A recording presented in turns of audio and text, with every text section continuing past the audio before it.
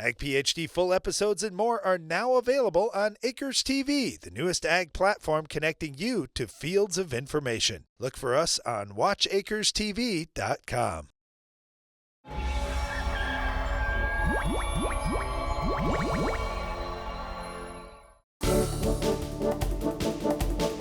During our Farm Basics time today, we're going to talk about soybeans specifically and whether or not they can keep the flowers that they produce. Well, when you look at soybean crops, you might see lots of different flowers out there this time of year and think, wow, we got a lot of flowers in the beans. What do those flowers become? Well, those flowers can eventually become a pod that would have soybean seed on it. And when I look at some of these plants, I think, how in the world can that plant support that many pods? Well, unfortunately, most of the time the soybean plants don't. You see flowers die, they don't get to turn into a pod, and they just disappear, and you end up with, wow, I only have 30 or 40 pods on this plant when I thought I was gonna have a couple hundred. Yep, so one of the big questions that we've been asked by farmers forever is, hey, how can I help my soybean plant keep more flowers? Well, there are a lot of things that go into this, and one of the sayings that farmers have, at least in our part of the country, is August rains make soybean yields. If we get rain in August, we magically have lots more yield. Yeah, we do, but why do we?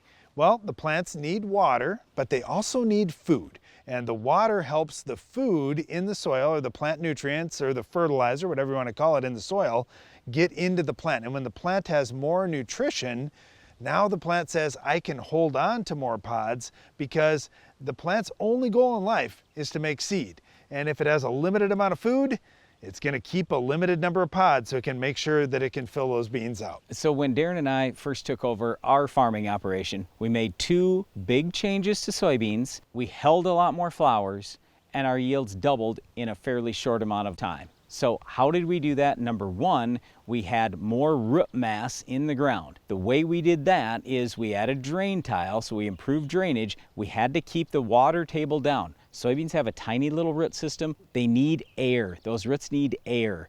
By keeping the water table down, the roots had more air. We saw much bigger roots. The other change we made, Darren just talked about fertilizer. Potassium is the number one thing. That's the biggest issue we see in soybean crops all over the world is lack of potassium. Soybeans need a lot on a per day basis right when they're flowering into podding. So we added a lot more potassium to the soil. We flipped our magnesium to potassium ratio so it was good instead of bad. And all of a sudden, between the drainage and the potassium, our yields exploded. It was great. Now, there's a lot of things with this reproductive stage in soybeans that you can influence. Getting micronutrients in balance in addition to those other big nutrients is really important for pollen viability. That could be an issue in some farms. We see a lot of low boron levels, for example, and that can really hurt you at pollination time. The other thing is the hormone balance in plants. And whenever any living thing is going through reproduction, there's a lot of changes in hormone levels, and it's true in soybeans. More cytokinin encourages plants to put on more flowers, and that's great, but you need the water and you need the nutrition to hold them. Yeah, and there are a lot of other things too. We want to make sure we're managing the weeds, the insects, the diseases, things like spider mites, nematodes. I mean, there's a whole bunch of stuff we could run through here, but the point is, the first goal is we're trying to make sure we have lots of flowers on the plant. Then we want to keep those flowers and have them turn into pods.